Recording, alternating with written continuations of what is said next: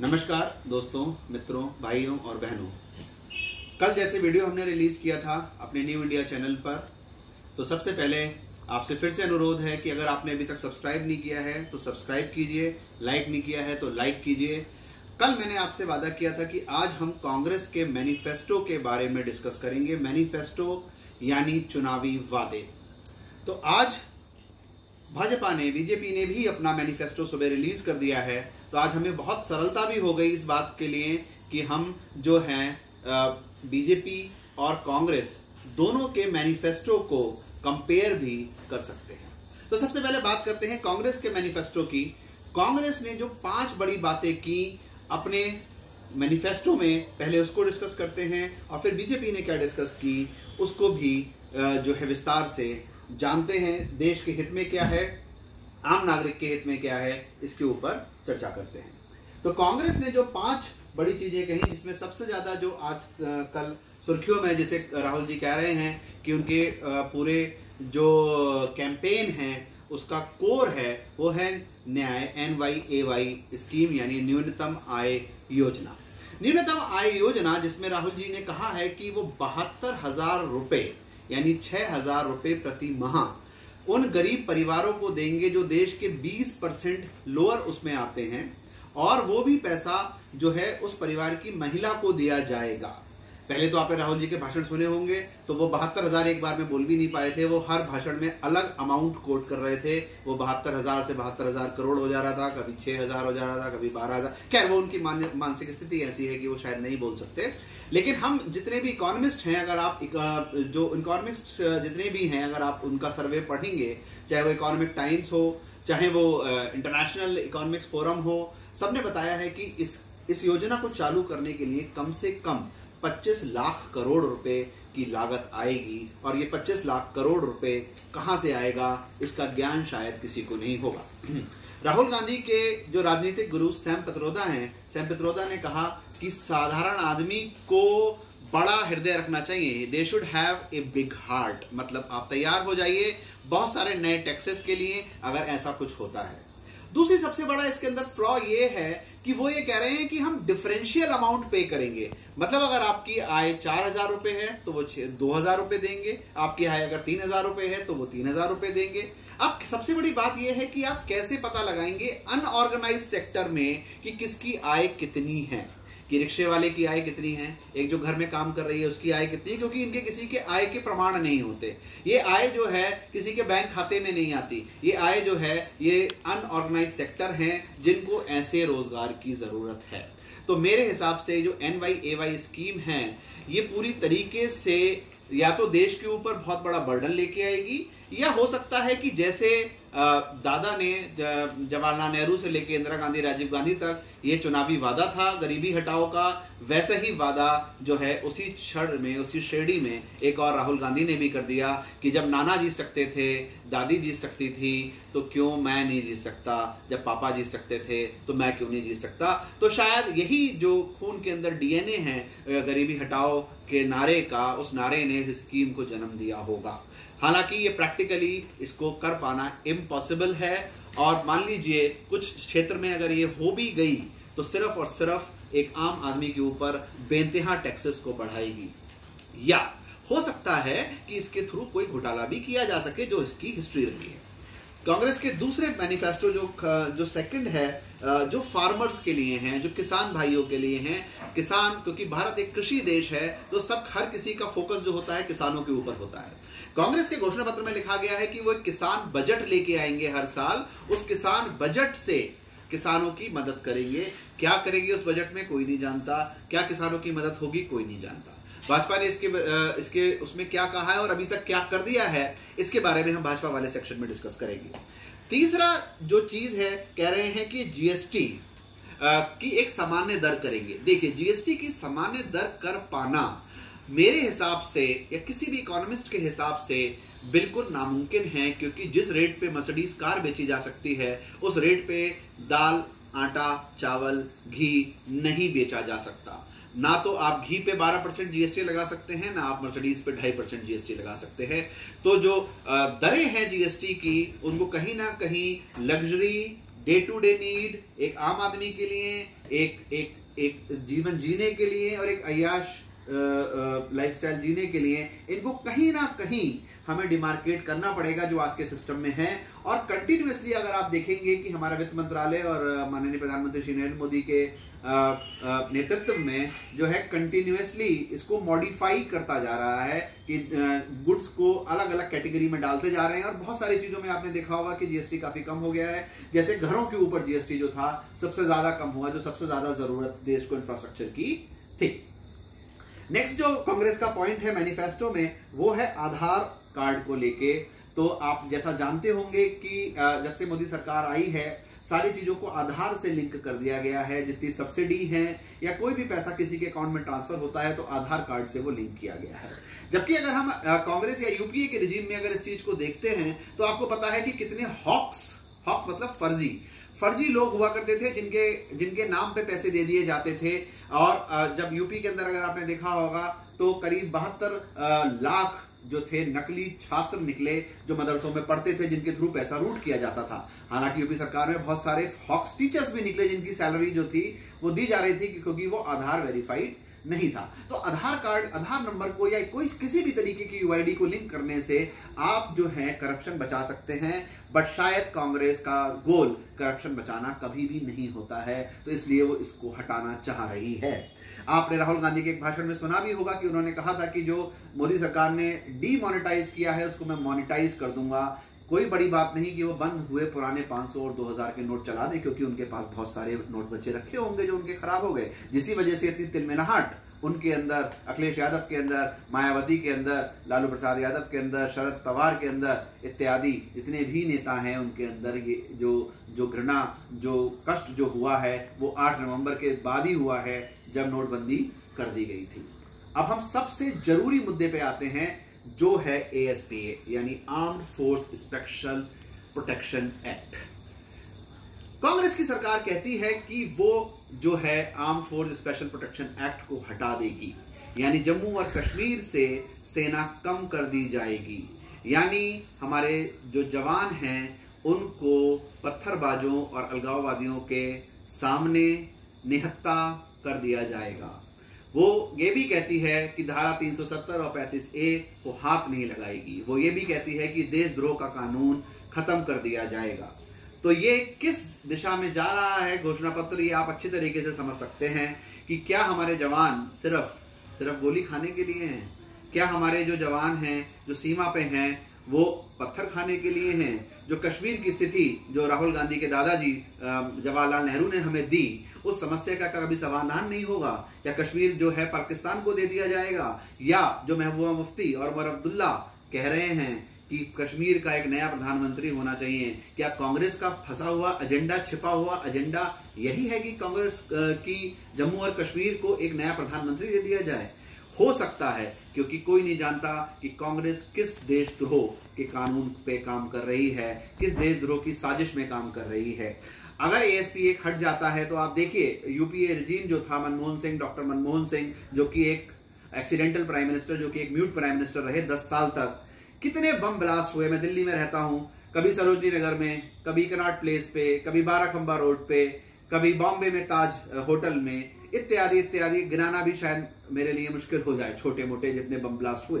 अगर हम पिछले 5 साल को देखते हैं तो देखिए कोई बम ब्लास्ट, कोई ऐसी अप्रिय घटना नागरिक क्षेत्र में नहीं हुई। सेना के ऊपर 1-2 हमले हुए हैं और जिसका बहुत कड़ी तरीके से जवाब दिया गया है। शायद सारे लोग उरी और पुलवामा को अच्छे से जानते हैं। तो ये थे कांग्रेस के मैनिफेस्टो के मेन पॉइंट्स जो पूरी तरीके से एक हॉक्स लगते हैं, एक सूडो लगते हैं, एक फेक लगते हैं और देश को गति को जो देश ने प्रगति की गति पकड़ी है उसको धीमा करते हुए साफ साफ दिखाई देते हैं। कोई विजन नहीं है, कोई पावर नहीं है, सिर्फ और सिर्फ कहीं से घूम फिर के पैसा कमाने की पूरी कवायद की गई है। जैसा आप लोग जानते ही हैं कि कल मध्य प्रदेश में किस तरीके से कैश पकड़ा गया कमलनाथ जी के यहाँ से। एक पर्ची पे HQ भी लिखा हुआ था, शायद HQ का मतलब हेडक्वार्टर्स हो, यानी सोनिया जी के पास वो पैसा जाने वाला हो। बट ये तो अभी जांच चल रही है SIT की, SIT इस जांच को बताएगी। आज तक के हवाले से एक खबर आई है कि पंजाब में छापा मारा गया जहां पे 16.5 करोड़ रुपए कैश पकड़े गए, बट पुलिस ने बीच में 6.5 करोड़ रुपए गायब कर दिए। एसआईटी पंजाब में बिठाई गई और आप सभी लोग जानते हैं कि पंजाब में कांग्रेस की सरकार है। राजस्थान में उप मुख्यमंत्री सचिन पायलट, शायद बहुत कम लोगों को पता होगा कि उमर अब्दुल्ला के दामाद हैं, तो जिसका ससुर जो है कश्मीर सेपरेटिस्ट हो, वो क्या राजस्थान में देश की सेवा कर रहा होगा, आप बहुत अच्छे से समझ सकते हैं। तो इसी के साथ कांग्रेस मैनिफेस्टो की बात खत्म करते हैं और भाजपा के मैनिफेस्टो के ऊपर डिस्कशन स्टार्ट करते हैं। इन्हीं पॉइंट्स को हम भाजपा के ऊपर लेके जा रहे हैं। अगर हम लोग बात करते हैं किसानों की, तो सब लोग जानते हैं कि माननीय प्रधानमंत्री श्री नरेंद्र मोदी ने किसानों के अकाउंट में पहली किस्त जो पैसों की थी वो फरवरी में डाल दी थी, दूसरी किस्त अप्रैल में आने वाली है। क्लियरली जो राहुल गांधी स्पष्ट नहीं बता पा रहे हैं कि किसानों के लिए क्या करेंगे, किसान बजट लाएंगे, किसान बजट किसान को कैसे फायदा पहुंचाएगा, इसके बारे में कोई उल्लेख नहीं है। यहाँ पे भाजपा के जो चुनाव का घोषणा पत्र है उसमें साफ लिखा हुआ है कि हर किसान की इनकम, हर किसान की आय 2022 तक डबल कर दी जाएगी, दुगनी कर दी जाएगी और हर किसान को 1 लाख से 1.5 लाख तक का शॉर्ट टर्म लोन 0% इंटरेस्ट पर 0% ब्याज दर पर 1 साल से 5 साल के लिए मिल जाएगा। तो साफ है कि किसानों को किस तरीके से फायदा भाजपा का घोषणा पत्र पहुंचाना चाह रहा है। दूसरी बात अगर हम इसमें करते हैं तो हम करते हैं और किसानों के लिए अगर हम बात करें तो 25 लाख करोड़ रुपया जो है भाजपा की सरकार 2019-24 वाले टेन्योर में अपने किसानों के ऊपर खर्च करेगी, जिससे मुझे लगता है कि हमारे किसान भाई बहन जो हैं उनकी जो जीवन का स्तर है वो उठ जाएगा और जो मोदी जी का सपना है कि हर किसान की आय दुगनी हो वो भी सफल हो जाएगा 2022 तक। एक तो सबसे बड़ी चीज, जो सबसे अच्छी चीज मुझे लगी बीजेपी के मैनिफेस्टो में, वो लगी कि सारे वादे जो हैं वो टाइम बाउंड हैं, हवाई कुछ भी नहीं है कि हो जाएगा, ऐसा कुछ भी कहीं नहीं लिखा गया। हर किसी की डेट दी गई है, हर किसी का साल दिया गया है, हर किसी का समय दिया गया है। दूसरी बात करते हैं कि नेशनल सिक्योरिटी की बात करते हैं, तो नेशनल सिक्योरिटी में जो है भाजपा ने साफ लिखा है कि 0% टॉलरेंस ऑन टेररिज्म, जो कि आपको पिछले मेरे को लगता है कि 2-3 सालों में दिखाई भी दे गया होगा कि जिस तरीके से हमारे जवान आतंकवादी और उलगाववादियों के साथ भिड़ रहे हैं, बिल्कुल 0% टॉलरिज्म है। जिस तरीके से उरी और बालाकोट में हमारे जवानों ने जवाब दिया, जिस तरीके से म्यांमार में हमारे जवानों ने जवाब दिया, जिस तरीके से चाइना को हमारे जवानों ने अपना एयरपोर्ट, वहां से हमारे जो विमान हैं, जो हवाई लड़ाकू विमान हैं, सिर्फ चाइना से आज की डेट में 1.5 मिनट की दूरी पर हैं, नॉर्थ ईस्ट में जो हमने एयरपोर्ट बनाया। तो हर तरफ जो है देश की सीमाओं को सुरक्षित किया गया और आगे आने वाले समय में भी साफ लिखा हुआ है कि सिक्योरिटी फोर्सेस को फ्री हैंड दिया जाएगा। देखिए, सबसे जरूरी चीज यही है कि सिक्योरिटी फोर्सेस को फ्री हैंड दिया जाएगा, जबकि कांग्रेस कह रही है कि armed force special protection act को हटा दिया जाएगा। तो एक जना सेना को पावर देने की बात करता है, एक जना सेना से पावर लेने की बात करता है। तो फैसला अब आपके हाथ में है कि आप अपने देश की सीमाएं और अपने आप को जो है कमजोर करना चाहते हैं या और मजबूत करना चाहते हैं। भाजपा के घोषणा पत्र में तीसरी चीज आती है हेल्थ केयर की। हेल्थ केयर की बात राहुल गांधी ने भी की है, कांग्रेस ने भी की है अपने घोषणा पत्र में। कांग्रेस के घोषणा पत्र में यही कहा गया है कि हेल्थ केयर हम 2024 तक सबके लिए मुहैया कराएंगे। बट आप सब लोग जानते होंगे कि इसका कोई मतलब नहीं है, कांग्रेस के इस वादे का कोई लेना देना नहीं है, क्योंकि माननीय प्रधानमंत्री श्री नरेंद्र मोदी के द्वारा जो है पहले से ही आयुष्मान योजना लॉन्च की जा चुकी है, जो देश के सारे नागरिकों के लिए वैलिड है। इसमें 5 लाख रुपए तक का फ्री बीमा हर नागरिक को मिलता है।